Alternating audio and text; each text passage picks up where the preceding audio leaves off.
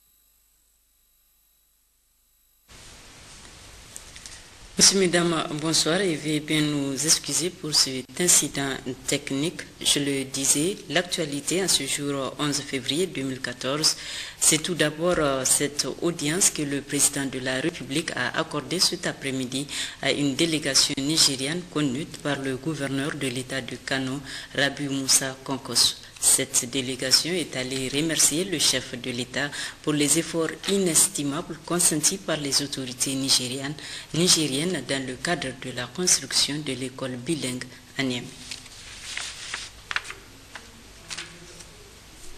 Juste après cette audience, le gouverneur de l'État de Kano, Dr Rabiu Musa Konkosu, a visité le collège bilingue Kano-Niger de Niamey, fruit de la coopération entre les deux pays. Objectif, s'inquérir des conditions de fonctionnement de cet établissement. Ouma Jamila Moudachiro, Hamani Seyni.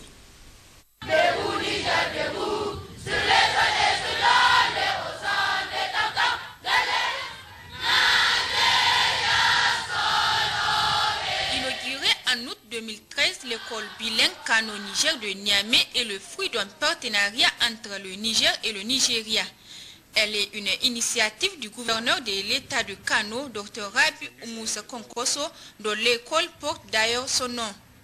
En visite de travail et d'amitié à Niamey, l'initiateur de ce collège a profité pour s'inquérir des conditions de vie et d'apprentissage des élèves. Cette école compte 100 élèves nigériens et 101 du Nigeria. Cette première promotion a démarré en août et est dans la phase de bain linguistique. C'est un projet en synergie avec l'État du Niger. Ça va être une fierté parce que nous avons pris des engagements, nous avons signé un engagement avec beaucoup de modalités, n'est-ce pas, dans le respect des réglementations. Et Inch'Allah, donc le ministère va s'investir pour que justement ce projet soit un projet pérenne. Il y aura un collège de filles au niveau des Andes.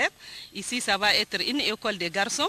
Donc, il y aura une autre promotion qui va venir, Inch'Allah. Les élèves ont saisi cette opportunité pour adresser un message de remerciement à Rabi Moussa Konkoso, le principal initiateur de cet établissement. Le ministre de l'Environnement, de la Salubrité urbaine et du Développement durable, Adamou Chihou, a procédé cet après-midi au lancement de la campagne nationale de salubrité urbaine. C'était en présence de la première dame, Dr Malika Issoufou, présidente de la Fondation Tetali Yari. Nous y reviendrons dans nos prochaines éditions. Comme vous le savez, le ministre de l'Urbanisme et de l'Habitat, Habib Mahamadou Salissou, était hier à Maradi où il a effectué une série de visites, notamment sur le chantier de construction du marché central pour s'inquiéter de l'avancement des travaux. Adine Aglas, Sanoussigab. Il faut préciser pour les noter que le ministre de l'Urbanisme et du Logement, outre sa mission régalienne, est à Maradi sur instruction du président Issoufou Mahamadou pour notamment s'enquérir de l'avancement des travaux de construction du marché central qui constitue un projet pour lequel le chef de l'État n'a ménagé aucun effort pour son démarrage en mars 2012.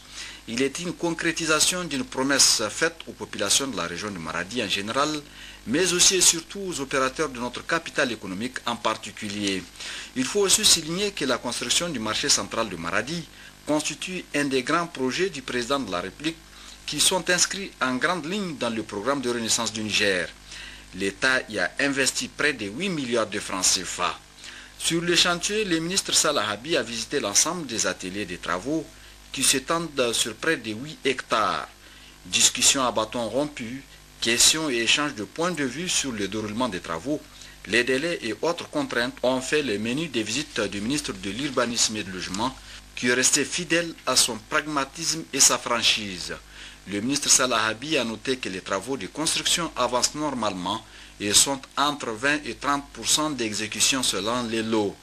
Le plan MAS prévoit la construction de 1976 boutiques internes et périphériques et le nombre des employés permanents, tous grades et catégories confondues, s'élève à 858 personnes. La rencontre avec l'ensemble des opérateurs économiques et les entrepreneurs a fait ressortir cette volonté du président Issoufou à doter Maradi d'un marché moderne et à la hauteur des ambitions de booster l'économie de la région, voire du Niger. Ce que nous avons trouvé ici est assez capital. Nous n'aurons aucun problème. Les travaux se passent normalement et l'État, à cette occasion, a investi ou aura à investir plus de 8 milliards. Nous avons ici plus de 850 personnes qui travaillent pendant plus d'1 an.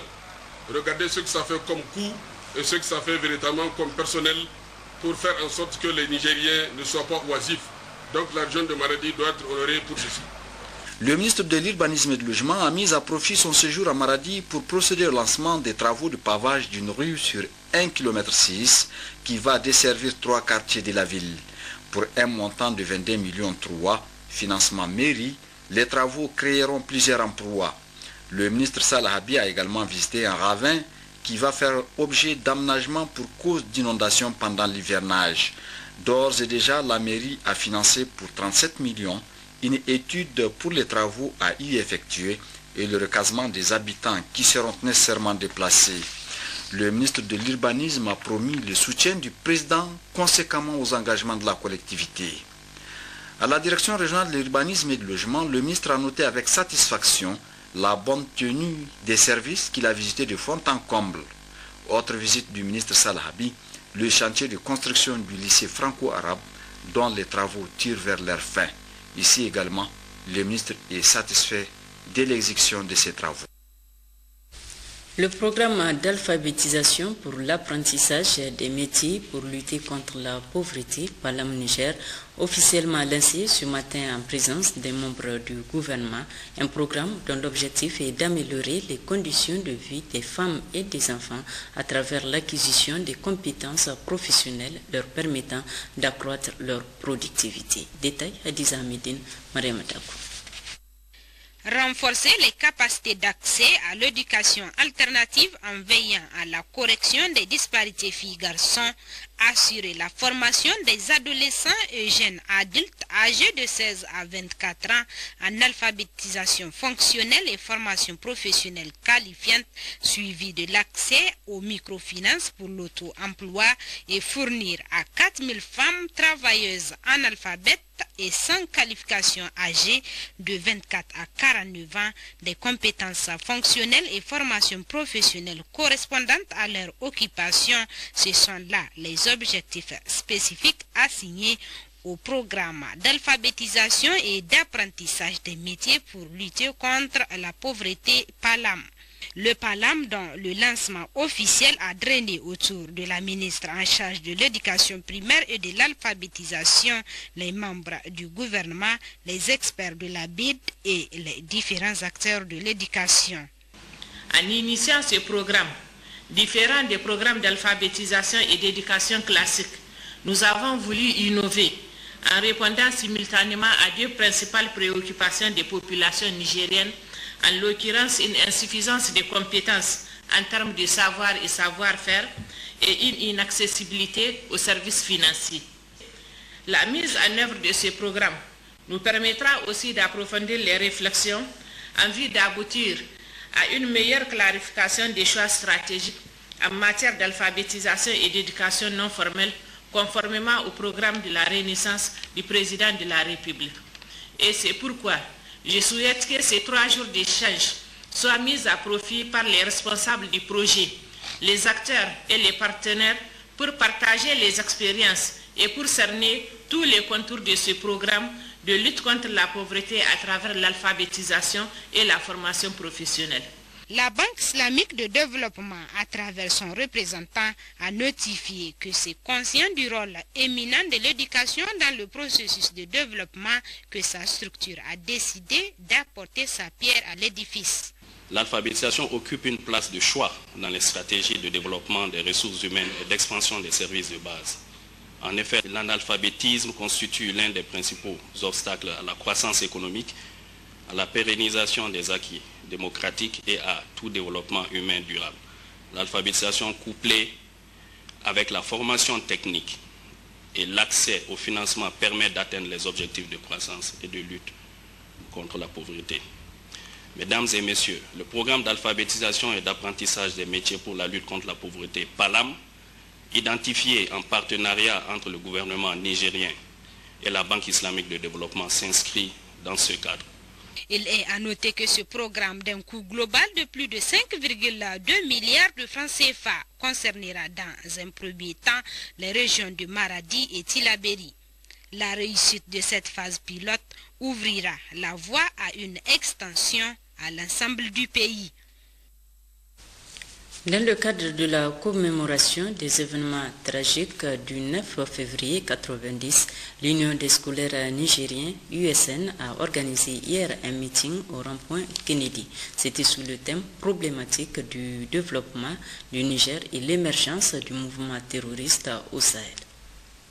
Dans la Ils étaient nombreux élèves et étudiants hier matin, là où le 9 février 1990, 3 étudiants de l'université Abdou Moumouni perdirent leur vie lors d'une manifestation estudiantine durement réprimée par les forces de l'ordre.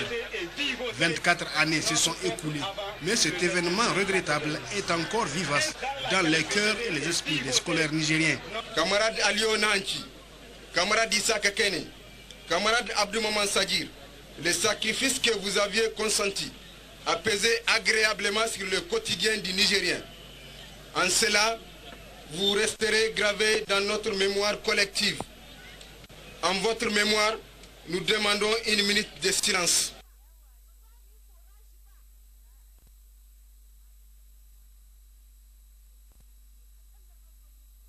Permettez-moi, au nom du comité directeur, d'exprimer tout notre attachement à la cause syndicale et patriotique ayant abouti aux tueries du 9 février 1990.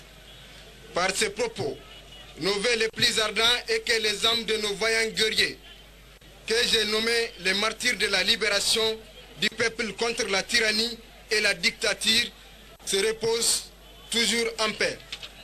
Camarades militantes et militants, faudrait-il cependant les rappeler, d'une part, que la commémoration des événements tragiques du 9 février 1990 a pour thème fédérateur, problématique du développement au Niger et l'émergence du mouvement terroriste au Sahel.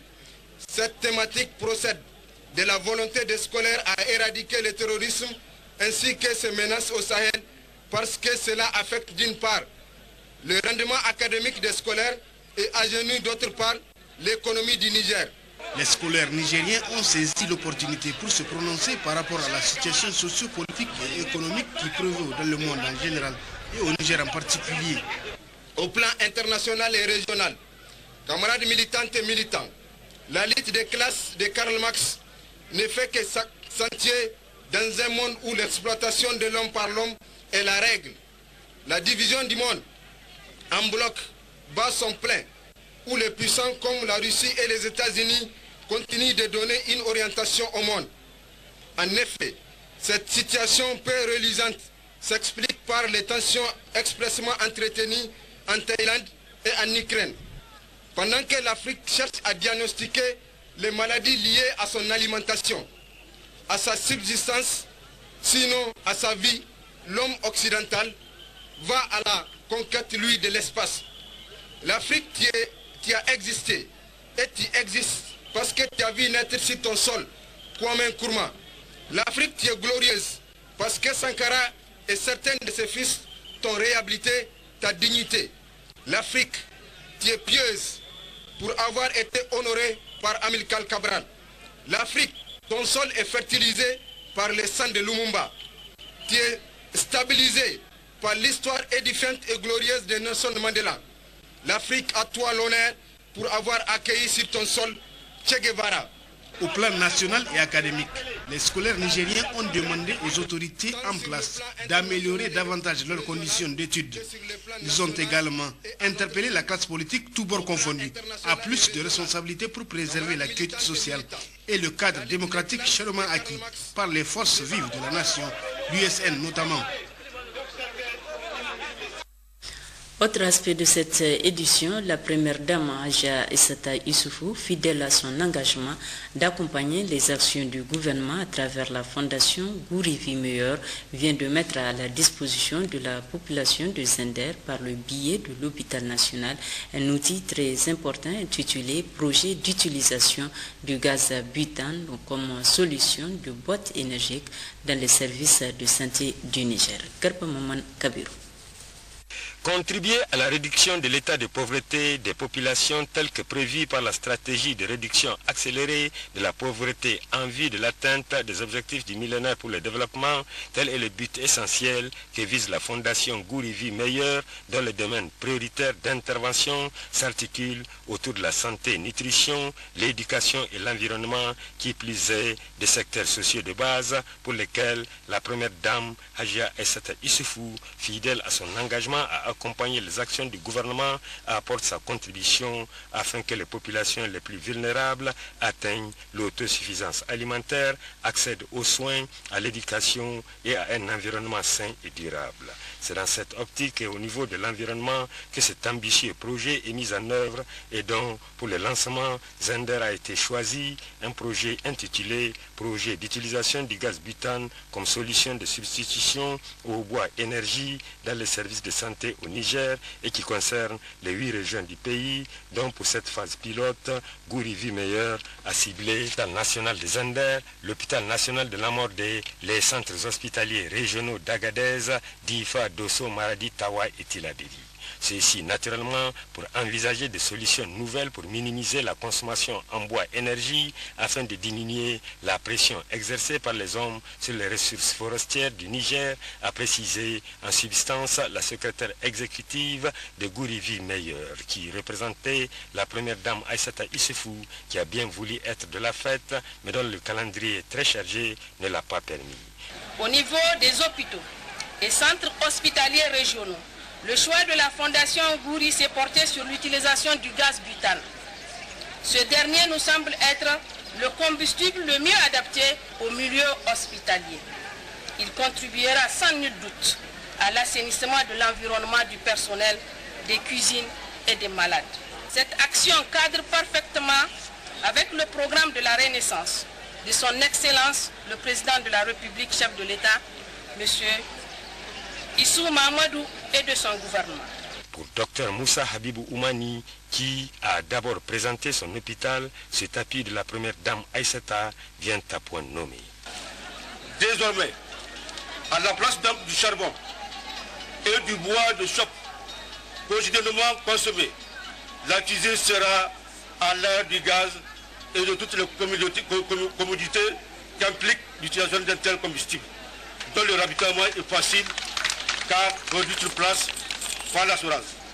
Pour l'hôpital, l'impact se traduira par une économie de fonds qui serviront ainsi à satisfaire d'autres besoins. Quant au sultan du Damagaram, El Hajj Aboubakar Sanda Oumarou, il a, au nom de la population de Zender, salué ses gestes avant de réitérer sa profonde gratitude à la fondation Gouri Meilleur et à la première dame Hajia Aïssata Issoufou pour tous les efforts qu'elle déploie en faveur du mieux-être des populations du Damagaram. Un appui également salué par le représentant de la jeunesse de la région de Zender, Oumarou Amadou. Et le sentiment de joie, on a honoré Zender. Et c'est une révolution parce que dans les temps, on utilise les bois. Donc aujourd'hui, Dieu nous a dotés d'une technologie, du gaz encore.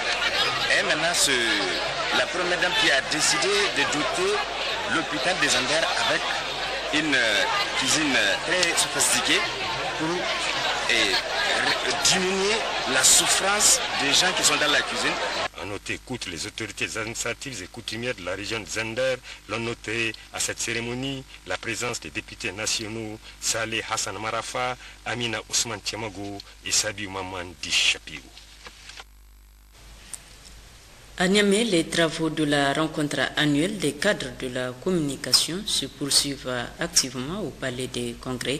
Plusieurs thématiques dont la contribution des médias à la sauvegarde du cadre démocratique sont à l'ordre du jour de cette deuxième journée.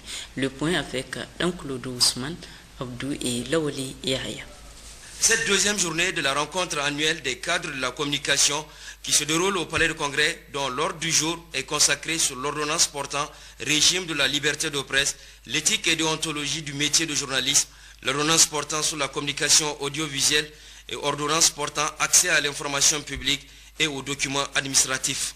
Et enfin la loi sur la publicité par voie de presse. Toutes ces thématiques seront animées et développées par d'éminents conférenciers experts dans le domaine. Il s'agit simplement pour que les professionnels des médias, les journalistes en particulier, puissent échanger sur la situation actuelle du fonctionnement des médias nigériens, sur les difficultés que rencontrent les journalistes et les médias, et voir passer en revue l'ensemble des textes qui existent, qui les régissent, et voir les textes qui sont en suspens.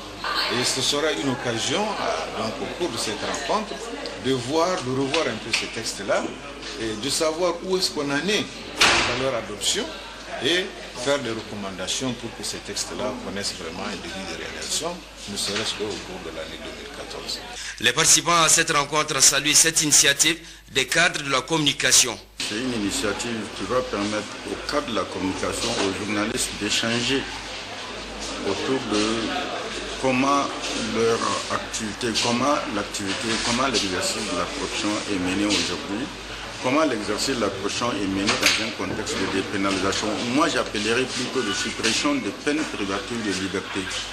Parce que, quand on dit délit commis par voie de presse, ce n'est pas dit directement que le journaliste ne peut pas aller en prison. Il y a des circonstances dans lesquelles les journalistes peuvent aller en prison. Cette rencontre est la bienvenue. Vous n'êtes pas sans savoir qu'elle intervient 3 ans après les états généraux de la presse qui se sont tenus ici même au palais de congrès de Niamey.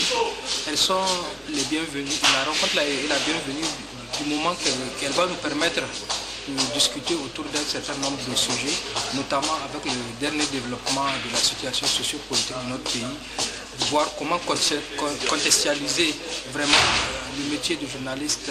Une rencontre qui permettra durant ces 4 jours aux hommes des médias d'être édifiés à travers les différentes thématiques présentées pour la sauvegarde des acquis démocratiques au Niger en matière de presse.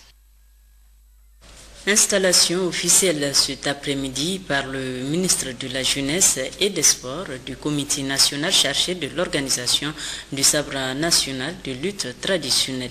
Un comité qui aura pour mission d'organiser et de réussir la tenue du 35e sabre national à Difa du 7 au 16 mars 2014. Avant l'installation officielle du comité national chargé de l'organisation du sabre national édition 2014, le directeur du sport pour tous, M. Fougou Karam Grema, a présenté au ministre de la Jeunesse et des Sports les membres du comité et leur mission. L'organisation de la 35e édition du sabre national, la mobilisation et la gestion des ressources financières, matérielles et humaines nécessaires à l'organisation de la 35e édition du sabre national, et la production du bilan de l'organisation de la 35e édition du sabre national. En procédant à l'installation officielle du comité national d'organisation du 35e sabre national, le ministre de la Jeunesse et des Sports, Abdul Karim Dammalam, a exhorté les participants à plus de détermination dans le travail qui leur a été confié. Le ministre en charge des Sports a également rappelé que des missions de vulgarisation quitteront Niamey pour l'intérieur du pays afin de bien expliquer aux populations le contenu du nouveau code du sabre national. Voilà aujourd'hui officiellement installé. Et je vous demanderai donc à chacun d'entre vous de prendre son rôle au sérieux, de prendre sa tâche comme étant une tâche professionnelle, afin que cette 35e édition se déroule dans les conditions les meilleures pour le grand plaisir de l'ensemble des populations nigériennes en général et des amateurs de ce sport, roi, la lutte traditionnelle en particulier. Nous avons identifié 3 axes qui vont partir dès demain matin. Ces missions vont se charger donc de vérifier que la vulgarisation a bel et bien commencé, que les populations ont bien intégré donc ce code dans leur esprit et que les préparatifs sont en train donc d'être faits.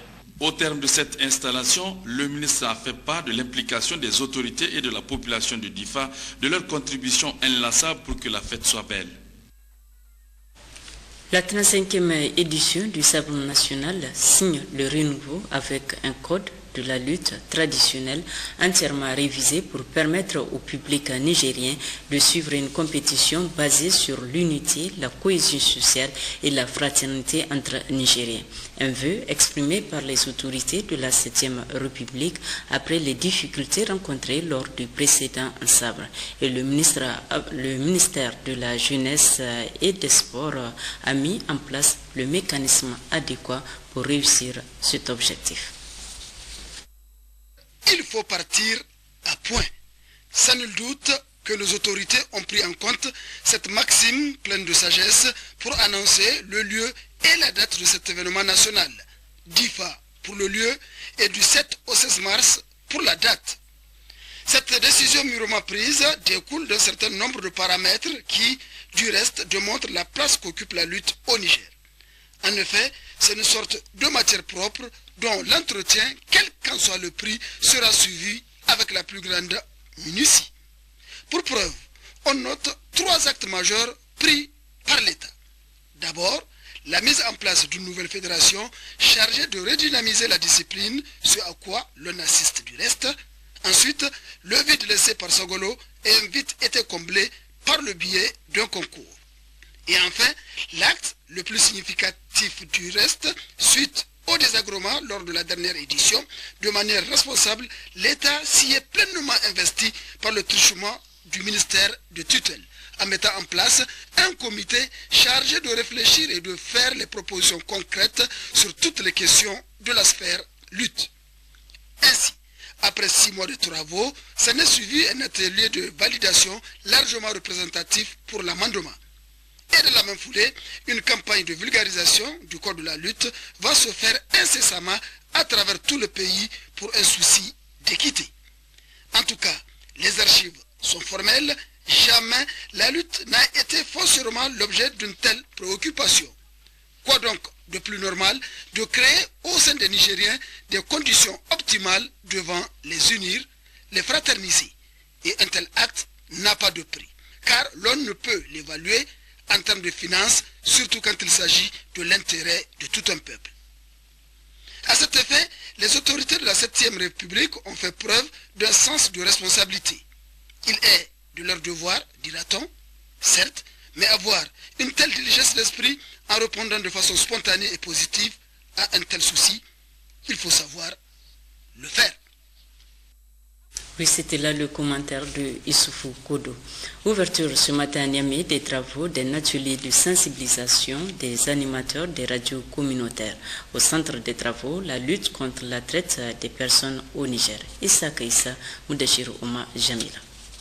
La traite des personnes s'est traduite au Niger sous plusieurs formes, dont entre autres la mendicité, l'esclavage dans sa forme traditionnelle, la mobilité des enfants talibés et les mouvements migratoires dangereux. C'est donc pour lutter contre ces phénomènes que se tient cet atelier de sensibilisation sur la lutte contre la traite des personnes au profit de 45 radios communautaires. Les radios communautaires sont des organes de communication qui ont été implantés en vue d'appuyer les initiatives de développement social, économique et culturel des communautés. Ces radios représentent pour le gouvernement un outil précieux de communication pour véhiculer des messages pertinents, afin d'asseoir la quiétude sociale et la consolidation de l'unité nationale, condition sine qua non pour un développement durable. Elles accompagnent également les actions de développement à la base et contribuent ainsi à travers les émissions de sensibilisation au changement de comportement de la population pour une pleine participation des différentes couches sociales, notamment rurales, aux actions de développement. Cet atelier, qui durera 3 jours, comporte des enseignements au terme desquels des émissions adaptées aux radios rurales seront aussi réalisées. Cette formation s'inscrit dans le cadre du projet renforcement des capacités du gouvernement de la République du Niger pour la mise en œuvre de la loi contre la traite des personnes et pour promouvoir la protection des victimes. Le ministère de la Justice, à travers la création de l'Agence nationale de lutte contre la traite des personnes, s'est résolument engagé dans un processus de protection des personnes victimes de traite à travers des activités de prévention et de sensibilisation. Pour relever ce défi, un renforcement des capacités des acteurs clés s'avère utile pour circonscrire les contours et les formes de traite existants et les moyens de les combattre et réduire ainsi le phénomène. Cette initiative permettra à l'Agence nationale de lutte contre la traite des personnes d'avoir incontestablement une approche communautaire incluant la participation et les vœux exprimés par les populations dans les actions de prévention. 3 jours durant, les participants suivront des communications sur notamment le contexte de la traite au Niger, la différence entre traite des personnes et le trafic illicite de migrants et le cadre légal nigérien. Ces communications leur permettront sans doute de véhiculer des messages pour mettre fin à la traite des personnes pour le développement du Niger.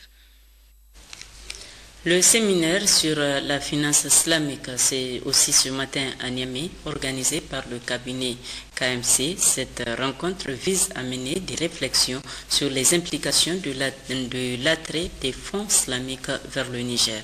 Taïro Hassan, Sekinotop. Ce séminaire est organisé par le cabinet KMC en collaboration avec IFAS, Islamic Finance Advisory et Assurance Service.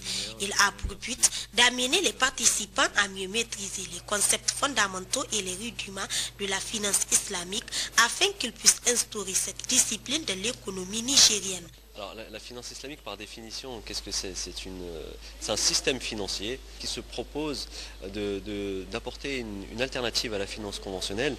Donc il s'inscrit dans une, si on peut dire, une subtile conjugaison entre l'économie réelle, l'éthique avec un grand E, parce que l'éthique finalement elle est universelle, et le droit musulman des affaires, que l'on appelle en arabe fiqh al-mu'amalat.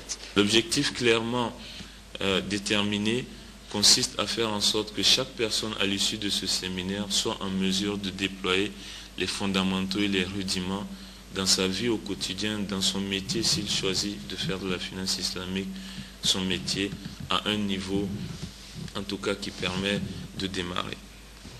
Le représentant du ministre des Finances a émis le vœu de voir ces séminaires atteindre les objectifs qui lui sont assignés. Le Niger constitue un marché important de plus de 17 millions d'habitants, avec un énorme potentiel de développement de la finance au regard de la nécessité de diversification des produits financiers, de l'importance de déficit en infrastructures et des avantages comparatifs dont dispose notre économie en matière de financement islamique.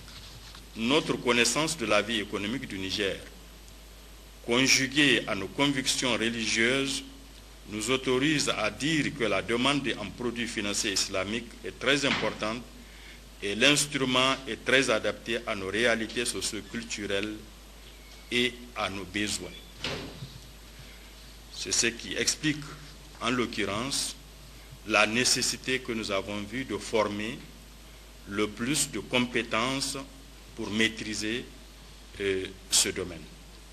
C'est pourquoi j'espère que ce séminaire atteindra ses objectifs pédagogiques, mais également sera un catalyseur pour la promotion et l'instauration de cette discipline dans nos économies.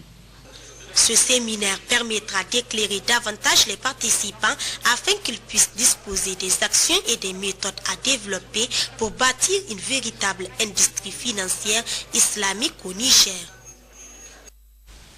Ouverture ce matin de la première session de la Cour d'assises de Tillabéri pour l'année 2014. C'est le président de la Cour d'appel de Niamey qui a présidé la cérémonie solennelle d'ouverture en présence des autorités administratives et coutumières de la région. Abdoulaye Soumana, Amadou Ibrahim. 35 affaires sont inscrites au rôle de cette première session de l'année 2014 avec 3 cas de vol criminel, 3 cas d'infanticide, 13 cas de coups mortels, 8 cas de viol dont une tentative, 5 cas d'assassinat dont un accompagné de meurtre, 1 accompagné de vol et une tentative accompagnée de vol, 1 cas de parricide et 2 cas d'incendie volontaire. La cérémonie a débuté avec la prestation des jurés, des personnes qui, après avoir prêté serment, prennent place parmi les magistrats professionnels avec qui ils rendront les verdicts dans toutes les affaires qu'ils auront à examiner. Le substitut général s'est félicité de la tenue de cette session. Jibo Soumana Hamadou a ensuite indiqué que la cour d'assises est une occasion pour les populations de découvrir le mode de fonctionnement des assises et de participer directement au jugement des affaires inscrites au rôle à travers les jurés tirés au sort. Il a relevé les efforts accomplis pour répondre aux attentes des accusés qui demandent à être jugés dans des délais raisonnables avant d'exhorter les jurés à s'armer de courage et d'abnégation tout au long de la session pour accomplir convenablement la mission qui est désormais la leur, celle de juger. En ouvrant les travaux, le vice-président de la Cour d'appel de Niamey, président des Assises, a exprimé ses sincères remerciements aux participants pour avoir bien voulu honorer de leur présence l'ouverture de ces assises. Abdou Mohamedou Maïchanou a longuement expliqué toute l'importance de la cour d'assises et les importants moyens déployés dans sa tenue. Il devait ensuite inviter les différents acteurs impliqués à se mobiliser et à être assidus afin que ces assises se déroulent normalement. Pour sa part, le gouverneur de la région de Dosso, Seydou Zataou Ali, a présidé ce mardi la cérémonie officielle d'ouverture de l'atelier de validation des schémas d'aménagement pastoraux de la région. Ousmane Abdou, Habibou Bakou. Le programme d'appui à l'aménagement pastoral et la sécurisation des systèmes pastoraux PAPES a organisé des cadres de concertation pluriacteurs au niveau des départements de Loga, Douchi, Gaya et Djundju en 2011 et en 2013 au niveau des départements de Boboye et Falmey. Ces ateliers ont permis de mettre en évidence l'ensemble des besoins exprimés en termes d'aménagement pastoraux. En 2011, s'est également tenu un atelier d'arbitrage pour le financement des aménagements pastoraux prioritaires, ici de ces cadres de concertation départementaux à réaliser dans la région et à intégrer dans les plans de développement communaux pour les 5 années à venir. Cet atelier d'arbitrage a permis aussi d'identifier les axes de transhumance stratégique et de décider des aménagements pastoraux prioritaires à financer le long de ces axes. Cet atelier de Dosso vise à valider les 7 schémas d'aménagement pastoraux qui sont élaborés selon la démarche du programme d'appui à l'aménagement pastoral et la sécurisation des systèmes pastoraux qui se veut participative et consensuelle. En procédant à l'ouverture de ces travaux, le gouverneur de la région de Dosso, Seydou Zataou Ali, a parlé de l'exploitation de l'espace et des ressources naturelles et de la cohabitation pacifique entre les différents acteurs. Comme vous le savez, plus de 80% de la population de la région de Dosso vit en milieu rural avec comme principale activité socio-économique l'agriculture et l'élevage, alors que les productions agricoles et pastorales couvrent de moins en moins les besoins des populations et du cheptel, ce qui rend de plus en plus conflictuelle l'exploitation de l'espace et des ressources naturelles. La réalisation des schémas d'aménagement pastoraux va donc contribuer non seulement à consolider la cohabitation pacifique